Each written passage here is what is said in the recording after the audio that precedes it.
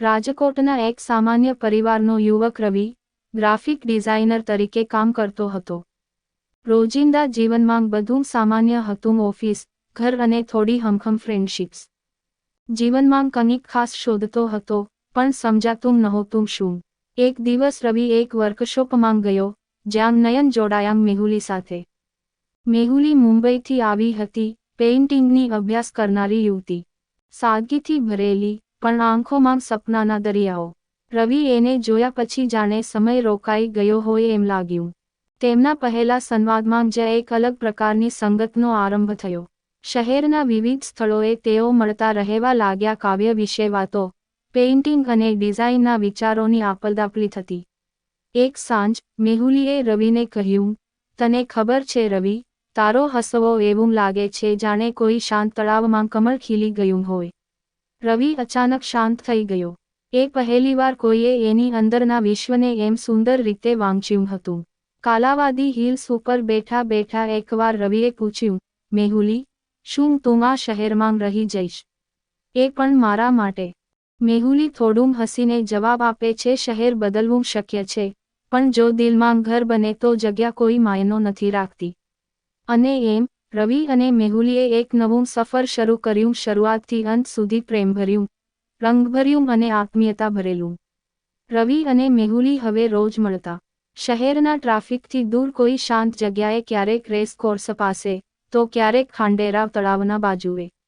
તેઓના પ્રેમને શબ્દોની જરૂર ન હતી, આંખોની બોલચાલ જ ઘણી હતી. પણ પ્રેમમાં હંમેશા બધું સરળ નહીં હોય. એક દિવસ મેહુલી અસ્વસ્થ લાગતી હતી.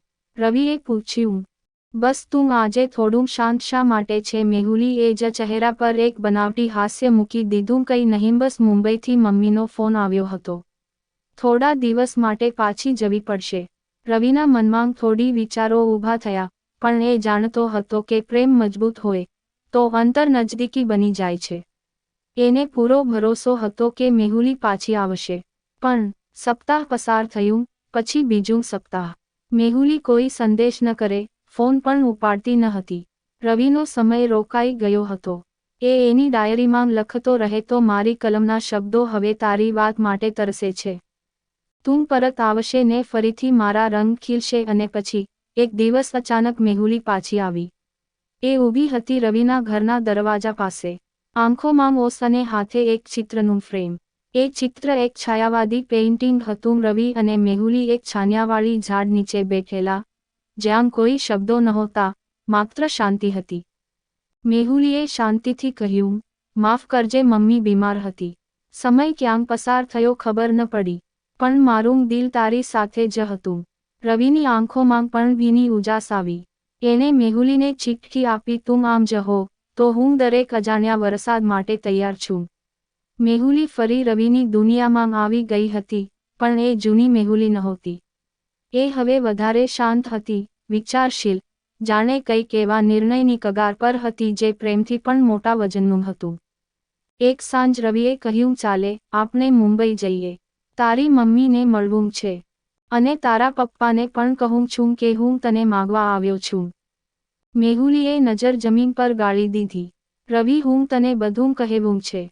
હું તને એવું સપનું નથી બતાવવું જે ભવિષ્યમાં તૂટે. શું થયું છે મેહુલી? રવિ ચિંતિત થઈ પૂછે છે. મમ્મી હવે ચાલી નહીં શકે.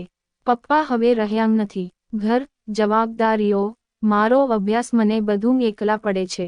તું તો પ્રેમમાં છુપાઈ ગયું છે, પણ મારે હજી હકીકતો સાથે જીવવું છે. રવિ થોડું સમય શાંત રહ્યો. પછી એ કહ્યું, મેહુલી, પ્રેમ એ એવું નથી કે બે લોકો બસ હાથ પકડીને ચાલે. પ્રેમ એ છે જ્યારે એકબીજાના ભારને પણ પોતાના દિલથી વહન કરાય. તું કહેશે તો હું આજે તારો પરિવાર બની જઈશ. મેહુલીની આંખોથી હવે અશ્રુ વહેતા હતા, દુઃખના નહીં, પણ ઓર ભરોસાના. 6 મહિના પછી રવિ અને મેહુલીએ સૌમ્ય રીતે લગ્ન કર્યા. કોઈ ભવ્ય સમારંભ નહીં, બસ નજીકના લોકો, એક નાનું મંદિર, અને ઊંડો પ્રેમ. મેહુલી હવે પણ પેઇન્ટિંગ કરતી. ઘરની અંદર એક નાનકડું સ્ટુડિયો હતું જ્યાં રવિએ પોતાની કમાણીમાંથી એ માટે જગ્યા બનાવેલી. દરેક ચિત્રમાં હવે એક નવી શાંતિ હતી, એક એવી લાગણી કે જ્યાં રંગો સાથે પ્રેમ પણ બેસી ગયો હતો. જ્યાં હોય ત્યાં ઘર લાગે. આવી જ સ્ટોરી સાંભળવા માટે ચેનલને સબસ્ક્રાઇબ અને વિડીયોને લાઇક કરજો મિત્રો. ધન્યવાદ.